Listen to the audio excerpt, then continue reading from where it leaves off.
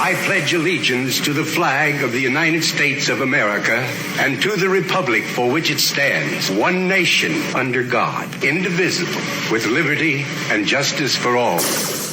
Welcome to the Vietnam Veterans News Podcast. News of interest about Vietnam veterans from a Vietnam veteran. Now here's your host, Mac Payne.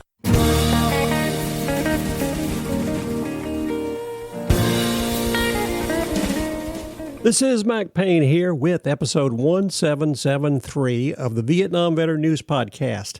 News about the Vietnam War and the brave veterans who served there, as told to you by yours truly, a Vietnam veteran. In this episode, I'm going to talk more about the music from the Vietnam War era. Music was very important to most Vietnam veterans. It offered a diversion to sometimes the monotony of the Vietnam War. More than likely, most Vietnam veterans had a favorite song from that war. I know I have a favorite song from the Vietnam War. It's called No Sugar Tonight by the Guess Who. Every time I hear that song, it reminds me of an incident over in Vietnam.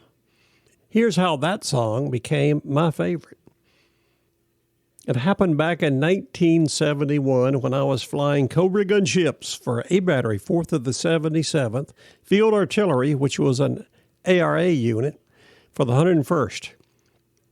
One day out over the Kingdom of Laos, I was involved in a hot fire mission. I mean, it was tough. I was given the firepower, and they were throwing it back at me. It was a tough situation.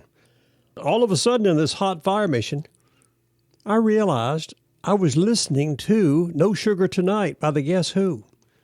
I had tuned the ADF receiver to the radio station over there, AFVN. That song just happened to be coming on at that particular moment.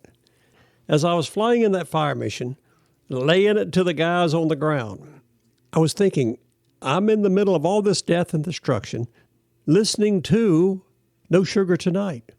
I was thinking, what a war, what a war. Here I am, riding around in air-conditioned comfort, eating a Hershey bar, drinking a Coke, smoking Marlboros out of the soft packs, of course, listening to the radio. I was thinking, this has got to be one of the more unusual wars anybody's ever been involved in.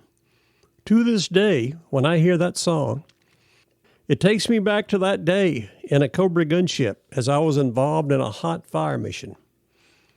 You probably have similar incidents. Matter of fact, I'd appreciate anybody who was in Vietnam and has a favorite song to go to the website, VietnamVeteranNews.com, episode 1773, and put your favorite Vietnam song in the comment box. I'd like to hear it. Speaking of Vietnam War music, recently out in La Junta, Colorado, there was a story about Vietnam-era music that appeared in the AG Journal. If you don't know where La Junta, Colorado is, it's located about 20 miles due east of Pueblo, Colorado, which is just a few miles south of Colorado Springs, Colorado, where Fort Carson is located. Colorado Springs is only a few miles south of Denver, Colorado. Now you know where La Junta is located. A couple of Vietnam-era disc jockeys got together, and they were talking about the music of the day back then. The story that talked about their conversation is titled In the Foxhole, a reflection on Vietnam-era songs. I'm going to share the story with you because it lists their 10 favorite songs. I want to see how their 10 matches up with your 10. They made a few comments about each one of those songs. Going to share that with you, and I might even throw in a few comments myself. Who knows? It's sort of interesting, mainly because most Vietnam veterans are already familiar with the songs, and you've formed your opinion. So let's see how your opinion lines up with these two guys' opinions. One of them is named Jon Pompia. He's the one that submitted the story. The other is his good buddy, former Army Sergeant E6, Mike the Fox Solardino. Mike, I hope I pronounced your name correctly. If I didn't, I'm apologizing up front. Let's take a look at what Jon Pompia and Mike the Fox Solardino has to say about their 10 favorite Vietnam-era songs. Dateline, La Junta, Colorado. As both a disc jockey and a member of the Army Reserves during what's become known as the Vietnam era, Mike Solardino is well qualified to select the songs that best defined that momentous and tumultuous period in American history. So, hot on the heels of his recent appearance to discuss the top songs of 1970, the Fox is back for a return trip down memory lane. As for that nickname, Solardino points out that its origin isn't nearly as sexy as the moniker might imply. The nickname started in high school and was a football nickname, he explained. There was a cheap novel about football, and the guy in the book that played my position was nicknamed Fox. Mike said, when I went to work at KDZA over in Pueblo, they got a look at my high school annual and began calling me that on the air. Solardino sees vast similarities between 2020 and the late 1960s, specifically 1968. He's exactly right about that. He said, total negativity before the midpoint of this year. But lest we think this is bad, back then we had a president forced out of office by protest and two phenomenal leaders in the promotion of peace and racial justice, Martin Luther King Jr. and Robert Kennedy, my all-time hero, assassinated before June the 8th. John, the writer, said, I have to admit feeling a lot of pain writing this column and remembering all that pain as a late teen. Occupy Seattle is pretty wimpy compared to that. That's right. Back in 1968, the Weather Underground was blowing up ROTC buildings on college campuses across the nation. They were bad back then. Of course, that's what old people always say. Oh, it was tough back in the old days. But at least they haven't blown up any buildings today. Today, they just burn them down and keep the fire department away. Continuing. They made up a list of their 10 favorite songs from the Vietnam era. And John says, in order to keep his list at 10, Solardino said he omitted 2 songs that have become synonymous with the Vietnam era. The Country Joe and the Fish Anthem in protest of the war, and Fortunate Son by Creedence Clearwater Revival, because that song is more protest against privilege. Solardino credited the equally musically astute Frank Provenza, who is much deeper than me, for his assistance on this project of picking these 10 songs. We start out with number 10, Eve of Destruction by Barry McGuire. Obligatory inclusion. Not about Vietnam specifically, but about how could we not be headed for destruction with all that was happening. We weren't then, and we aren't now. John says this, truthfully, when has the world not been on a collision course with disaster, destruction, and crisis? It seems to be embedded in the very fabric of the planet, sad to say. As for this song, it personifies, perhaps more than any other single, the angst and distress that characterized much of the 60s, and tragically every decade that followed.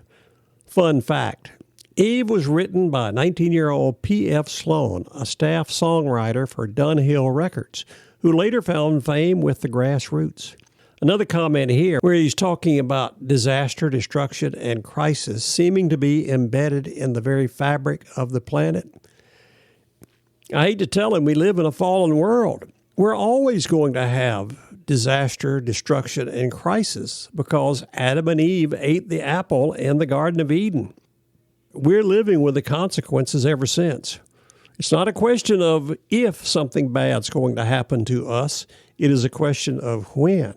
The important thing is to be ready when it comes, not sitting around wishing that it won't come. Barry McGuire was only singing about reality in his song Eve of Destruction. Let's move on to Mike's number 9 selection. For What It's Worth, Buffalo Springfield. Another song of lamentation, another Ain't It Awful Tom. John said this, also known as Stop, Hey, What's That Sound?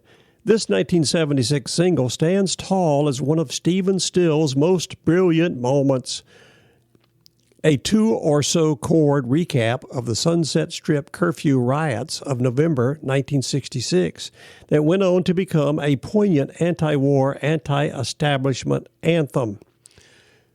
Step out of line, the man come and take you away is the essence of No Frills' extremely effective lyric writing. Number 8, Ballad of the Green Beret, Sergeant Barry Sadler. The other side deserves one. Plus, those who actually fought and died in Vietnam and did more than sing about it deserve some mention. Amen to that. Plus, it was one of the top hits of 1966. Jon said this about it. Those who know me and have followed my work through the years should know of my undying love and respect for all veterans of military conflict. I have reserved a special spot in my heart for veterans of the Vietnam War, as those heroes never truly received the thanks and appreciation due them by a grateful nation. When I speak of my love of anti-war or protest songs, the condemnation is reserved for the war makers and the military-industrial complex, not the brave soldiers who answered the call to serve. And this song by an actual Army sergeant is rightfully revered as the most melodic and patriotic of military tributes. Thank you, Jon Pompia, for that comment. It was so true. If you want to get mad at people, don't get mad at the soldiers. Get mad at the people who did it. Get mad at the war makers and the military-industrial complex. Thank you, Jon, for saying that. Moving on to number 7, Give Me Shelter by the Rolling Stones, a song of pure fear. Jon says this, well, it's a very rough, violent era, Headstone Mick Jagger is on record as saying.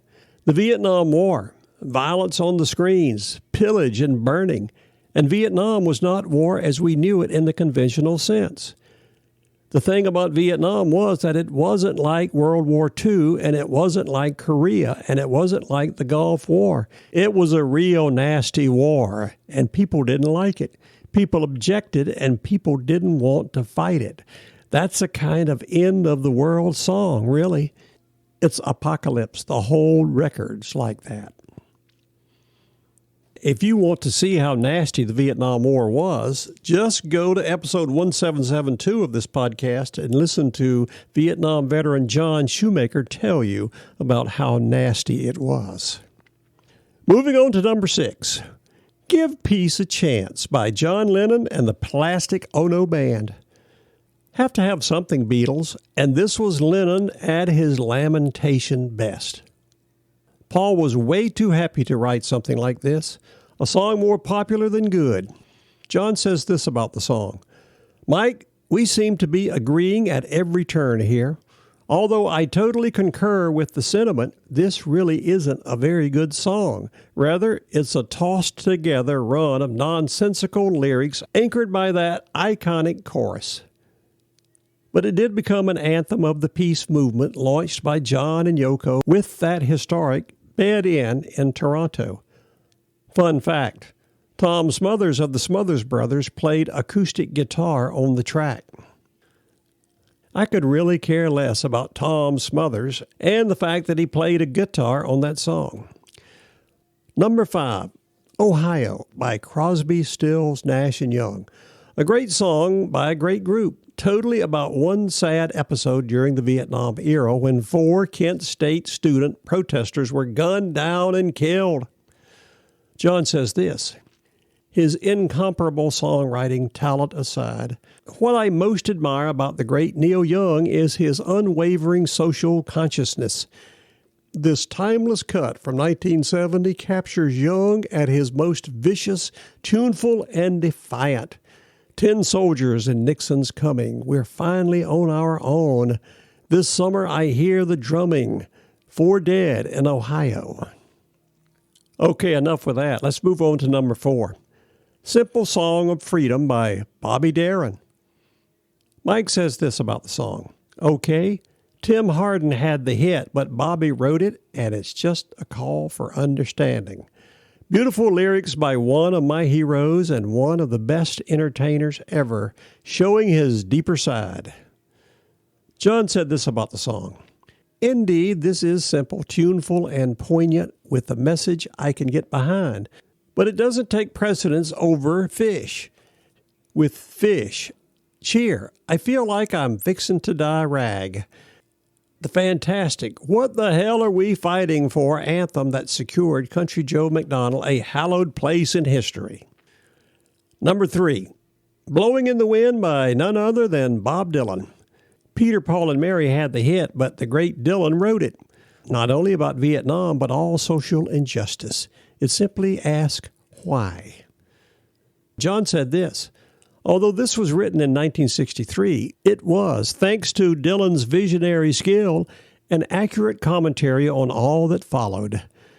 Being that it was written before the Vietnam War really heated up, I'm going to pass on it in favor of We Gotta Get Out of This Place, the Animals' masterpiece that appeared in the film Hamburger Hill, a placement that reflected the song's immediate popularity with those serving in Vietnam. So true. Over there in Vietnam, every band from Subic Bay in the Philippines that would come over to entertain the troops in Vietnam would sing that song. It always got a great response. Number 2, Requiem for the Masses by the Association.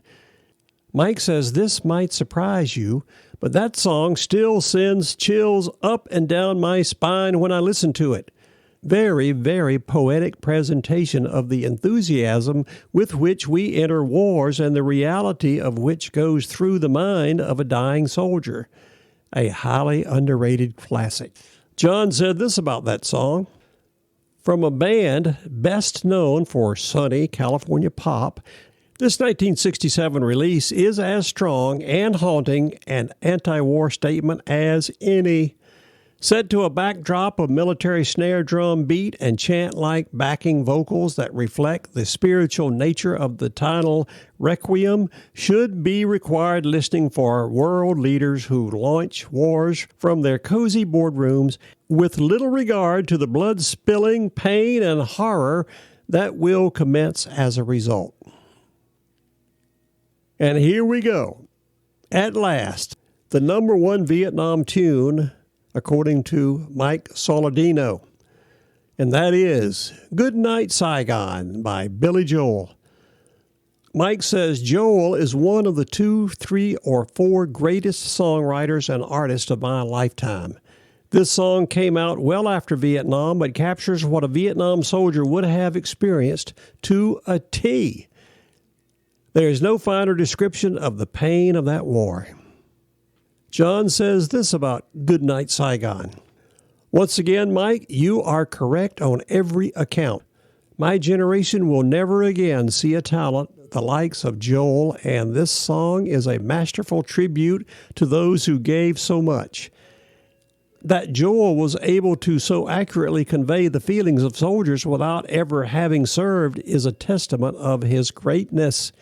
In the same vein, The Rooster by grunge legends Alice in Chains is guitarist Jerry Cantrell's haunting tribute to his Vietnam veteran father, with lines such as, Walking tall machine gun man, they spit on me and my homeland.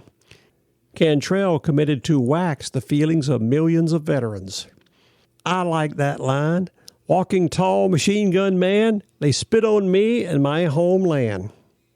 Jon also added a few more songs to his See Also list. They include The Unknown Soldier by The Doors, Sky Pilot by Eric Burdon and the Animals, Susan on the West Coast by Donovan, 7 O'Clock News, Silent Night by Simon and Garfunkel, I Ain't Marching Anymore, Phil Oakes, Peace Train by Cat Stevens, Draft Morning, The Byrds, Lyndon Told the Nation by Tom Paxton, Bring 'Em Home by Pete Seeger, 2 + 2 = what? The Bob Seger System. Last but not least, Monster Suicide America by Stephen Wolf. If you'd like to get in touch with Jon Pompia, you can reach him at his email, jpompia@chieftain.com. That email address will be on the show notes for this podcast, episode 1773, over at the podcast website, VietnamVeteranNews.com. Also want to add one thing here to all Vietnam veterans. This podcast is giving away a classic, free, customized legacy staff to one veteran from each of the 4 services that served in Vietnam: Army, Navy, Air Force, and the Marines. All you've got to do to put your name in the hat is go to the Contact Us portion of the website, VietnamVeteranNews.com, put in your name, rank, your branch of service, and when you served in Vietnam. We're going to draw one of those names on July the 4th and award a personalized legacy staff to one lucky Vietnam veteran from each of those services. Don't miss it. The drawing will be held on July the 4th, so make sure you get your name in no later than July the 3rd. This is Mac Payne closing out episode 1773 of the Vietnam Veteran News Podcast. Thank you so much for listening. You are cordially encouraged to return again soon and often to listen to more stories that will be coming your way on this podcast, the Vietnam Veteran News.